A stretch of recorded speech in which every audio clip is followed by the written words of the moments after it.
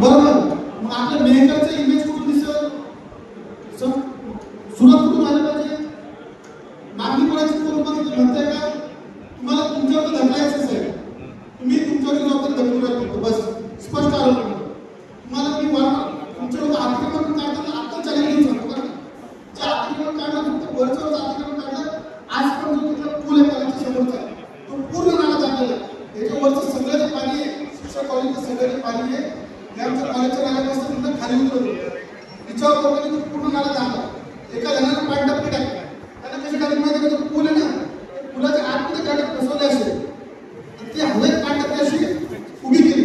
मी तक्रार केली, सांगितलं, उघड सांगितलं. लोक माझ्या काही भाऊ आमचं असं भाऊ म्हटलं ते सांगू का, इथं शाळेत रोज लहान मुलं मुली येतात, सगळे येतात. तुम्हाला तुमच्या व्यवसायाला आमचा विरोध नाही, व्यवसाय करा, धंदापाणी करा, पण थोडं तर बाजू का तुम्ही रस्त्यावर बसता, तुमच्या गाड्यात रस्त्यावर बसत कसं शक्य आहे. यांच्यावर त्यांनी काय केलं, खोटं वाटत असेल अजून पण त्या गाड्यात तसेच आहे. तुम्ही जा, फक्त वरची पांढरपी उचलली, अजूनही त्या गाड्यात तसेच त्या येण्यासाठी पूल आहे, ते गाडी अजून पण तसेच आहे. तुम्हाला दाखवतो.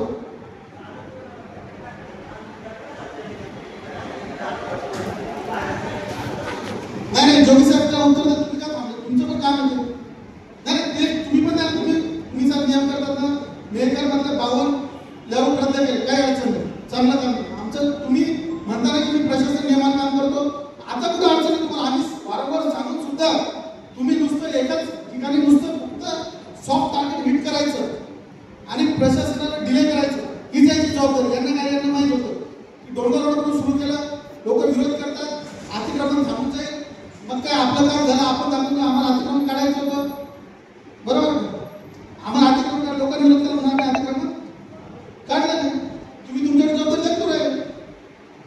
याचं उत्तर काय, आता उत्तर तर कसं, त्याला उत्तर काय निघालं होतं ते सांगा. जसं तुम्ही यांनी माझ्या आधी कोणी कृष्ण काकांनी भाषण केलं तेव्हा तुम्ही उत्तर देऊन उभे राहिले. आता याचं उत्तर द्या आम्हाला, तुम्ही त्याचं काय काढणार ते सांगा. बांधकाम परवानगी किती काढून घ्या. सुरुवातीला आपण सांगितलं ज्यावेळेस आम्ही अतिक्रमण काढण्याची चर्चा केली, आम्ही ठरवलं कोणाशी केली, किती वेळा चर्चा झाली ते सांगा. चर्चा तुम्हाला माहिती होती चर्चा झाली म्हणून सांगा. कोणा चर्चा करून ते पण कोणतं नाव चर्चा सांगा सर. आम्ही चर्चा जे कन्सर्न एमएसआरडी असते, सगळे चर्चा केली की आपल्याला 4 रोड मोकळे करायचे, जे मेजर आहे 4 टाकायचे डबे. जाणीवपूर्वक काय अडचण होतं ते सांगा.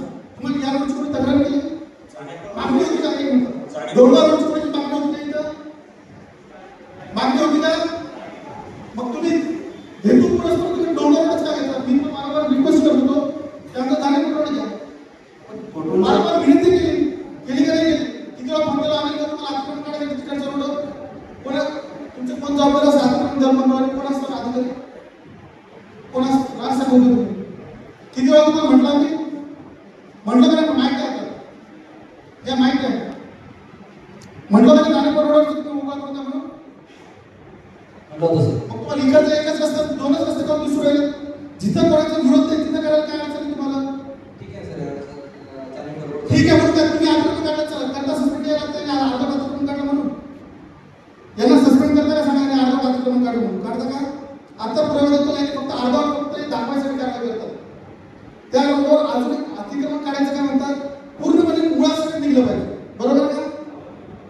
अतिक्रमण काढणं कसं म्हणतात, मुळापासून निघलं पाहिजे. तुम्ही फक्त वरती टप्पू सुरू येतात, ह्याचं फाउंडेशन याला काय अर्थ आहे? करता काय सर त्यानुसार यांनी अतिक्रमण पूर्णपणे काढलं नाही, अर्धवटच काढलं, याच्यावर कारवाई होईल का?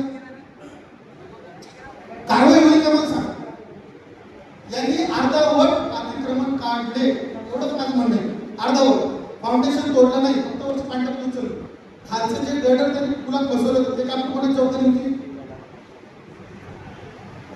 काढलं नाही तर 6 महिने झाले जवळपास, तर कारवाई का होत नाही? आता सांगा. आता आमचं म्हणणं एकच, अन्याय कोणावर करू नका, अन्याय आम्ही सहन पण करणार.